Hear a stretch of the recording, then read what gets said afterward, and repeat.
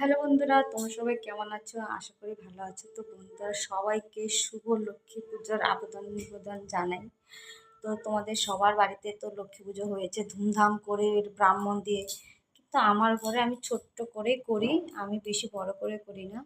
তো আমি ঘরে পাঁচালে দিই, আমি ঘরেই পুজো দিই, যেরকম পারি সেরকমই দিই, যাতে তোমাদের সাথে শেয়ার করবো। তো চলো দেখো আমি পুজো দিয়েছি। এই যে 5 ফল এনেছিলাম, 5 ফল এনেছি বলতে কি, 5 ফলে না আমার তোমার ঘটে যে আমি কলা দেবো সে কলাটা দেওয়া হয়নি। ঠিক আছে, তো ঘটে কলা না দিলে হয় লক্ষ্মী পুজোর সময়, সেজন্য ঘটে কলাটা দিয়ে দিয়েছি। সেজন্য 3 রকমের ফল দিয়েছি। ওই যে শসা এখনো আছে, এই যে এই যে শসাটা এখানে রেখে দিয়েছি।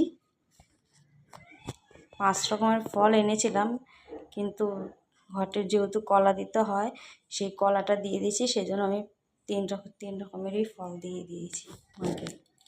যেরকম পেরেছি ঘরে সেরকমই দিয়ে দিয়েছি পুজো। মা লক্ষ্মীকে দেখা যাচ্ছে না, এ হচ্ছে আমার ঘরের লক্ষ্মী পুজো।